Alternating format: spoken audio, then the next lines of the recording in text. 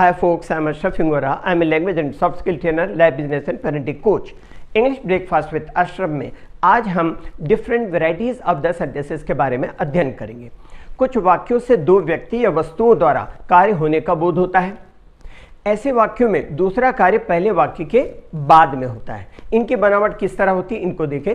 Example पहले हिंदी का sentence में बोल लेता हूं, उसके बाद फिर उसको फॉर्मूले सहित आपको बताता हूं। सूरज निकलने पर हर तरफ उजाला हो गया, रात होने पर हर तरफ अंधेरा हो गया। इनकी कंस्ट्रक्शन कैसे होंगे? Subject plus having plus past participle plus subject plus verb. Participle को वर्बल एडजेक्टिव भी कहते हैं। इसे पार्टिसिपल इसलिए कहते हैं क्योंकि ये पार्टली वर्ब और पार्टली एडजेक्टिव का कार्य करता है और दोनों फंक्शन में पार्टिसिपेट करता है। ये तीन तरह के होते हैं। एक होता है प्रेजेंट पार्टिसिपल जो कि वर्ब प्लस आईएनजी हम कंटिन्यूअस टेंस में जो यूज करते हैं। दूसरा होता है पास्ट पार्टिसिपल जो वर्ब प्लस ईडी या ईएन या डी या टी या एन लगा करके बनाया जाता है। इसे third form of the verb कहते हैं। और तीसरा होता है परफेक्ट पार्टिसिपल।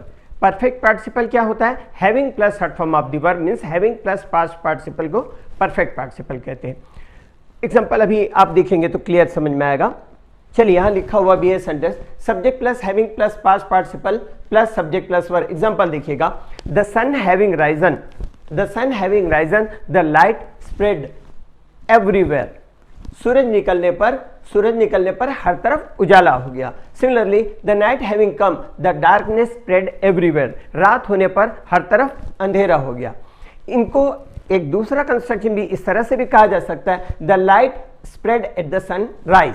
सूर्य उगने पर उजाला फैल गया, उसको इस तरह से भी व्यक्त किया जा सकता है।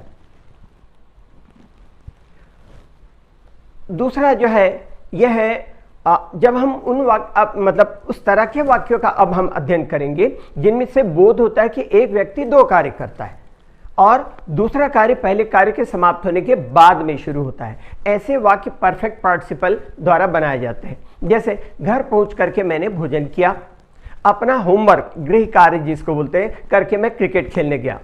अब इनका कंस्ट्रक्शन देखें, सेंटेंस का फॉर्मूला, उसके बाद हम सेंटेंस से देखेंगे। Having plus past participle plus subject plus verb plus other words. Example से देखिएगा, having reached home he had a lunch. घर पहुंचकर उसने लंच लिया, दोपहर का भोजन। फिर नेक्स्ट सेंटेंस देखिएगा, having finished my homework I went to play. अपना गृह कार्य खत्म करने के बाद मैं क्रिकेट खेलने गया। आगे तीसरा देखिएगा, having had my lunch I resumed my work. Having had means having taken जिसको बोलते हैं ईटन जो हो गया। दोपहर का खाना खाकर मैं फिर से अपना काम शुरू किया। अब इन सेंटेंसेस में देखें, ऐसे वाक्यों में सिंपल पास्ट का भी यूज किया जा सकता है। एग्जांपल से समझ में आएगा, ही reached home and he had a lunch. वह घर पहुंचा और उसने लंच लिया।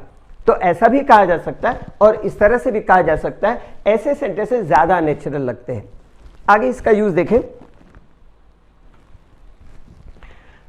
जब वाक्यों में पास्ट पार्टिसिपल पैसिव वॉइस में होता है तब अंग्रेजी में बीइंग प्लस पास्ट पार्टिसिपल का इस्तेमाल होता है या having been plus past participle का इस्तेमाल होता है। एग्जांपल से देखिएगा, having failed twice he didn't want to try again.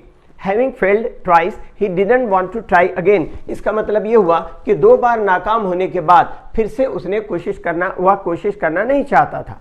एक और एग्जांपल देखें, having failed my medical exams I took up teaching. Having failed my medical exam I took up teaching. इसका मतलब मेरी मेडिकल इम्तिहान में नाकाम होने पर मैंने पढ़ाने का काम ले लिया, मतलब पढ़ाने का काम स्वीकार कर लिया।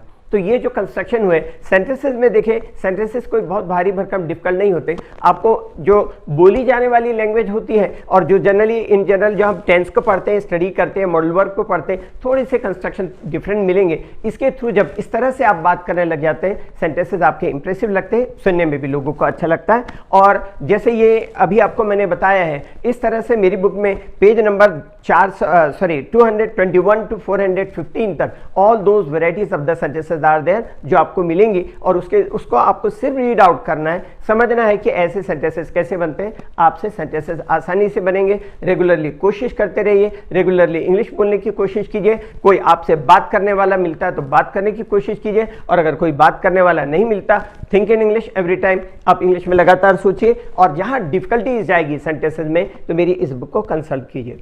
आपके सारे प्रॉब्लम्स के सॉल्यूशन मिलेंगे। उसके अलावा अगर और कोई प्रॉब्लम हो तो आप मुझे कमेंट सेक्शन में कमेंट कीजिएगा, उनके सॉल्यूशन के लिए भी मैं एक अलग से ज़रूरत पड़ी तो वीडियो बनाऊंगा। इंग्लिश के लिए आप मेरे channel English breakfast with Ashraf and soft skill के लिए Ashraf the mover and shaker को लाइक शेयर एंड सब्सक्राइब करें, कमेंट सेक्शन में कमेंट करें, बेल आइकॉन प्रेस करें और मेरी बुक ज़रूर पढ़ें। Thanks for watching.